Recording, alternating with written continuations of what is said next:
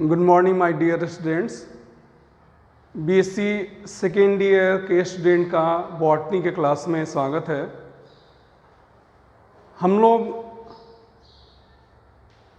Paper 1 की unit 3 का एक बहुत ही महत्वपूर्ण टॉपिक, एक इम्पॉर्टेंट टॉपिक आज चर्चा करने जा रहे हैं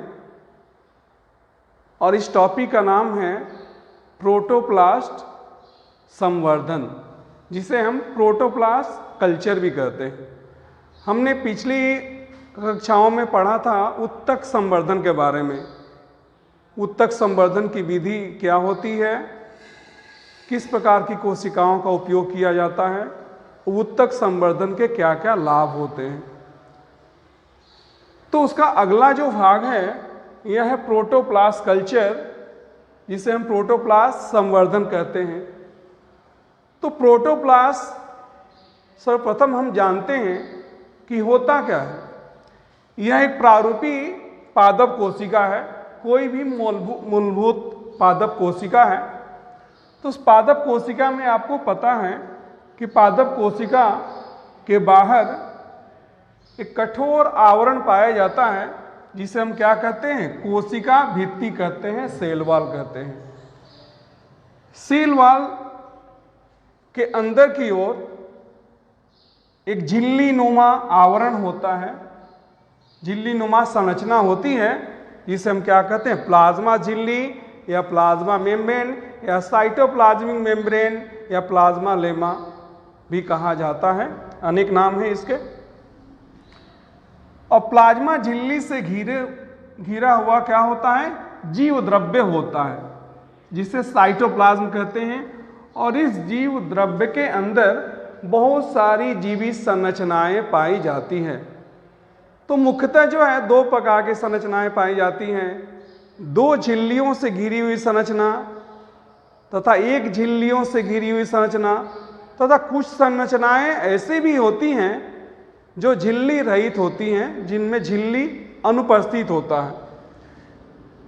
तो दो झिल्ली नुमा संरचनाएं, एक झिल्ली नुमा संरचनाएं तथा झिल्ली रहित संरचनाएं कहाँ पाई जाती है, आपके जीव द्रव्य में पाई जाती है।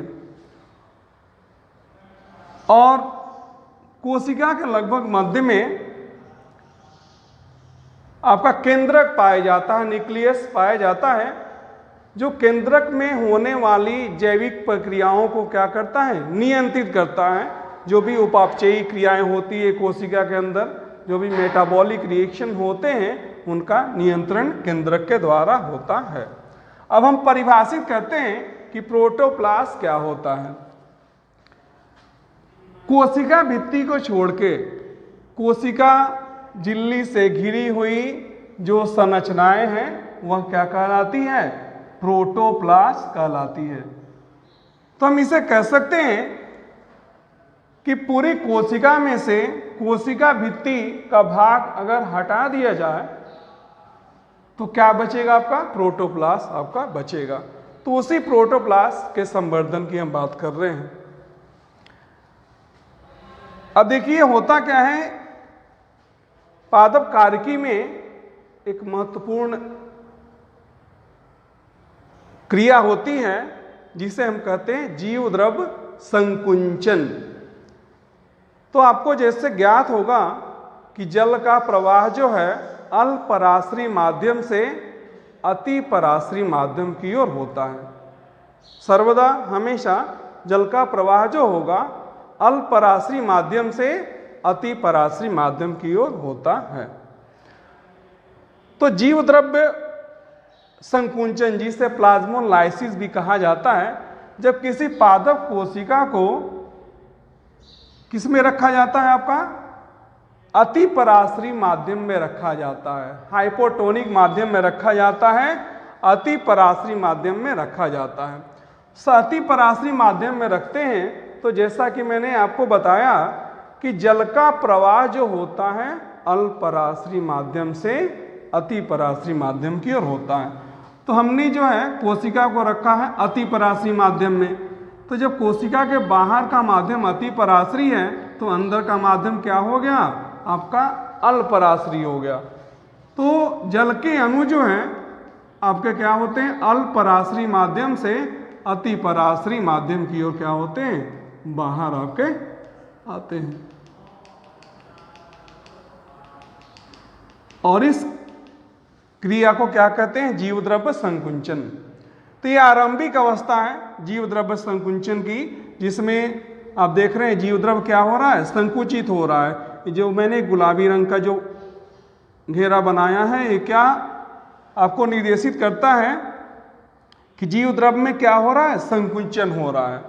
अब देखिए ये प्रक्रिया जारी रहने के पश्चात क्या होता है, अंततः जो है जीव द्रव्य पूरी तरीके से संकुचित हो जाता है और इस कोशिका को जीव द्रव्य संकुचित कोशिका या प्लाज्मोलाइट सेल कहा जाता है। अब प्रश्न ये उठता है कि जो कोशिका भित्ति है पादप कोशिका के बाहरी आवरण में, उन्हें किस प्रकार से अलग किया जाता है। तो कोशिका भित्ति को हटाने के लिए अनेक प्रकार के माध्यम का उपयोग किया जाता है, चाहे वह यांत्रिक माध्यम हो, मैकेनिकल हो, चाहे आपका एंजाइम के द्वारा हो।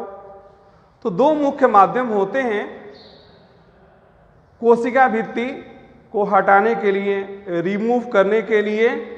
वह होता है कृत्रिम माध्यम, मैकेनिकल मीडियम जिसे यांत्रिक माध्यम भी कहते हैं, और दूसरा होता है एंजाइम की सहायता से। तो कुछ पादप कोशिकाएं ऐसी होती हैं जिनमें कोशिका भित्ति क्या होता है, अनुपस्थित होता है। जैसे आपको पता होगा कि टमाटर जो है या जो मिर्च जो है पकने के बाद क्या हो जाता है, मुलायम हो जाता है, सॉफ्ट हो जाता है। कोई भी फल जो है, आम ले लो चाहे दूसरे फल ले लो, फल पकने के बाद क्या हो जाता है, सॉफ्ट हो जाता है, मुलायम हो जाता है। यह मुलायम होने का क्या कारण है, मुलायम होने का मुख्य कारण है कोशिका भित्ति का नष्ट होना।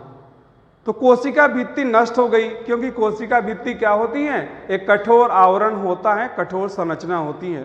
तो जब कोशिका भित्ति अलग हो जाती है तो क्या हो जाता है, आपका कोशिका क्या हो जाती है, मुलायम हो जाती है, सॉफ्ट होती है। जैसा कि टमाटर पकने के बाद क्या हो जाता है, मुलायम हो जाता है, सॉफ्ट हो जाता है, क्योंकि उसका सेल वॉल जो है, उसकी जो कोशिका भित्ति है वह घुल जाती है, डिसॉल्व हो जाती है। तो यहाँ हमको देखना है कि आपका जो है, जो कोशिका भित्ति है उसको अलग करने की कौन कौन सी विधि है। तो कोशिका भित्ति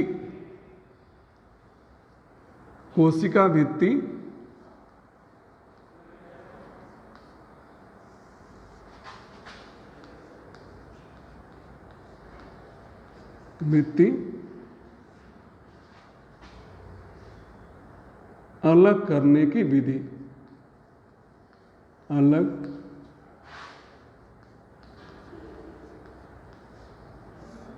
करने की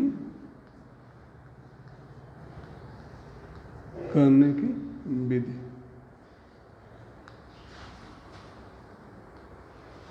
अभी हमने चर्चा की जीव द्रव्य संकुंचन के बारे में। तो आपका प्रोटोप्लास्ट संवर्धन के चरण में कोशिका भित्ति को क्या किया जाता है, जीव द्रव्य संकुचित किया जाता है। तो यह जीव द्रव्य संकुचित करने का मुख्य कारण क्या है, क्योंकि आपको पता है कि कोशिका के भीतर क्या होता है, आपका जीव द्रव्य होता है। तो जीव द्रव्य जो है वो क्या होगा, एक बाहर की ओर क्या होता है, दाब लगाता है। तो जीव द्रव्य के द्वारा कोशिका भित्ति पर लगाया गया दाब क्या कहलाता है, अस्फीति दाब कहलाता है। क्या कहलाता है, अस्फीति दाब। तो आप समझे एक कोशिका है,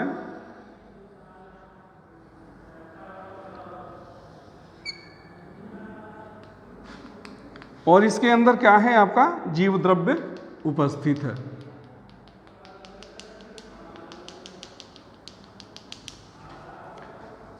ये है आपकी कोशिका भित्ति,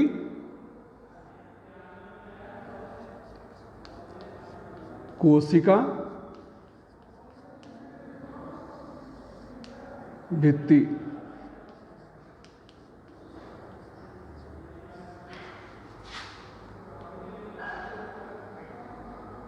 और कोशिका भित्ति के अंदरूनी भाग में एक झिल्ली नुमा संरचना होती है जिसे हम प्लाज्मा झिल्ली कहते हैं। अब इसके अंदर क्या है, प्लाज्मा झिल्ली से घिरा हुआ क्या है, जीव द्रव्य है। अब यह जीव द्रव्य जो है कोशिका भित्ति पर एक प्रकार का दाब लगाता है और इस दाब को क्या कहते हैं, अस्फीति दाब कहते हैं। तो जीव द्रव्य के द्वारा कोशिका भित्ति पर लगाया गया दाब क्या कहलाता है, क्या कहलाता है, अस्फीति दाब कहलाता है। अस्फीति दाब, जिसे टर्गर प्रेशर भी कहते हैं, अस्फीति दाब कहलाता है। और इसके प्रतिक्रिया के फलस्वरूप कोशिका भित्ति जो है जीव द्रव्य पर एक अंदर की ओर दाब लगाता है और इस दाब को कहते हैं भित्ति दाब। तो कोशिका भित्ति द्वारा जीव द्रव्य पर लगाया गया दाब क्या कहलाता है, भित्ति दाब कहलाता है,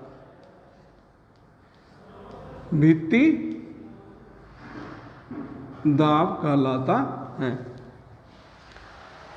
अब हम करते क्या है, जीव द्रव्य संकुंचन में कोशिका को क्या रखा जाता है, कोशिका को अति पराश्री माध्यम में रखा जाता है और जल के अणु क्या होते हैं, अल्पराश्री माध्यम से अति पराश्री माध्यम की ओर क्या होते हैं, आते हैं और जीव द्रव्य क्या होता है, संकुचित हो जाता है। अब जीव द्रव्य जब संकुचित हो गया, अब कोशिका भित्ति पर क्या हुआ, अस्फीति दाब आपका नहीं लग रहा है, क्योंकि जीव द्रव्य क्या हो गया है, संकुचित हो गया है। इसके जल के अणु क्या हो गए हैं, बाहर आ गए हैं। तो आपका अस्फीति दाब क्या हो जाता है, अस्फीति दाब बहुत कम हो जाता है और आपका भित्ति दाब भी क्या हो जाता है, आपका कम हो जाता है। तो इस स्थिति में कोशिका भित्ति को अलग करना सुविधाजनक होता है, आसान होता है। तो कोशिका भित्ति की अलग करने की कौन कौन सी विधि है, आइए हम देखते हैं। पहली विधि है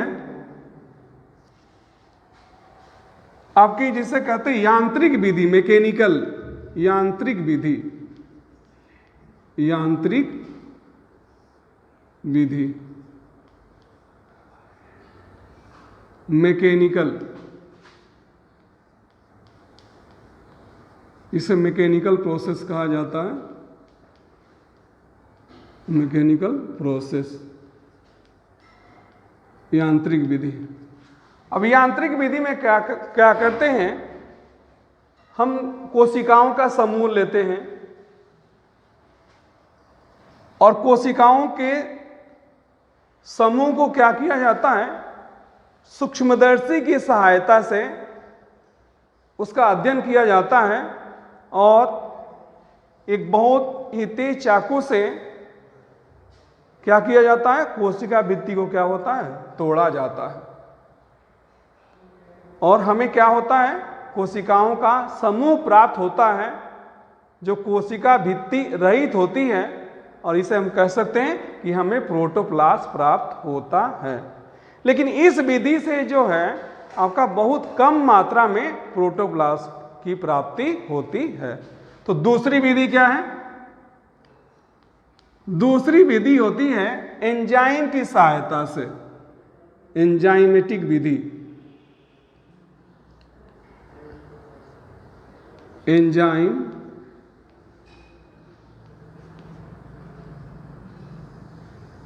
द्वारा बिलगाव या अलगाव जिसे कहते हैं, द्वारा अलगाव,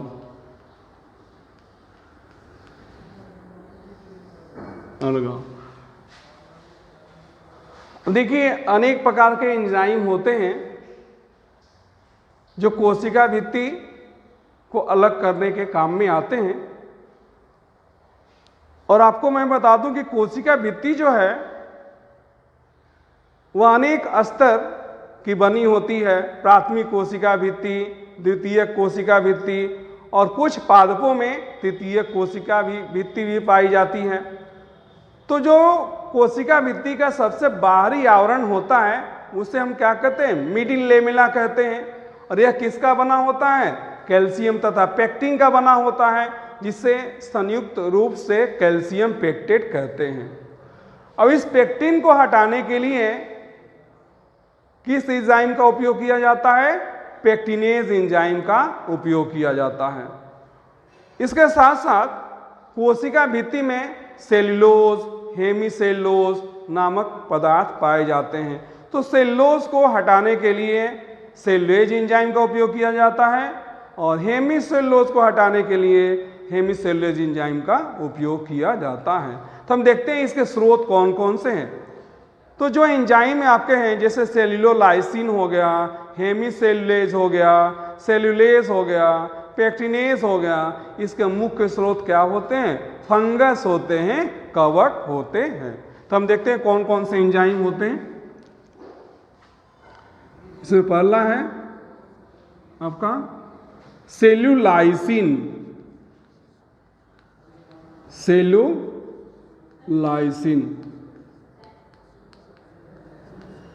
सेल्यूलाइसिन। अब इसका स्रोत क्या है, ट्राइकोडर्मा रेसेई, एक कवक है, ट्राइकोडर्मा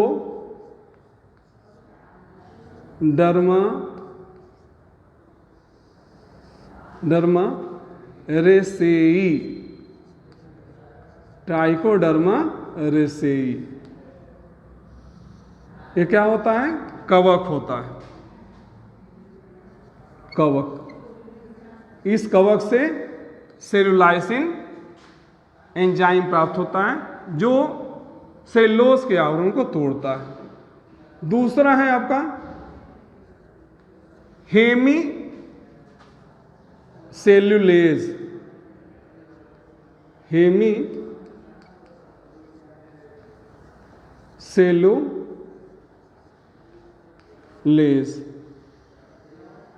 इसका स्रोत है आपका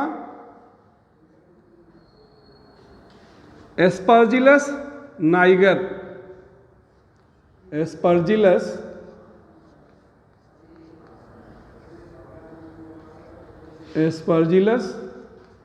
नाइगर, एस्परजिलस नाइगर। इस कवक से क्या होता है, ये भी क्या है आपका कवक है, जिससे हेमीसेल्यूलोज नामक एंजाइम प्राप्त होता है जो हेमीसेल्यूलोज को अलग करता है, उसे तोड़ता है। तीसरा एंजाइम है आपका पेक्टिनेज, पेक्टिनेज।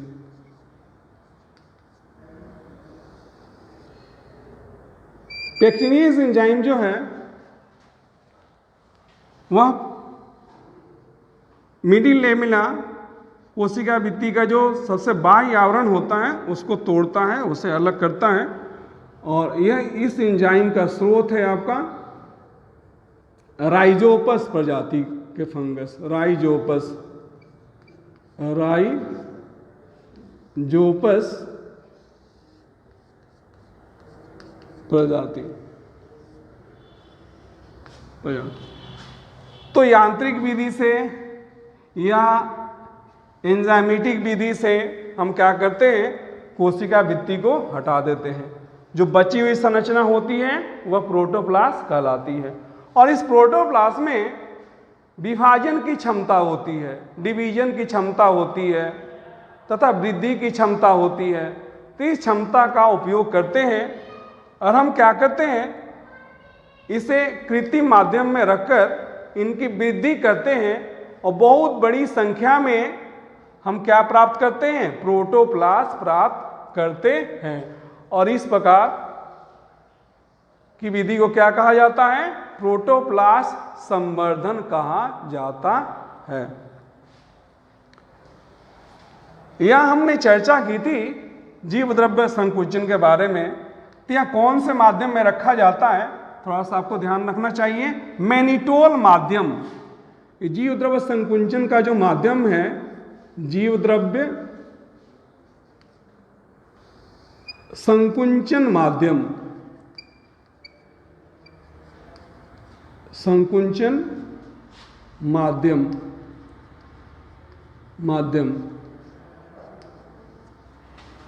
अल्कोहल युक्त शर्करा जिसे मैनिटोल कहते हैं, इसका उपयोग किया था। मैनिटोल, जो क्या होता है? अल्कोहल युक्त शर्करा होता है। अल्कोहल युक्त शर्करा होता है। अल्कोहल युक्त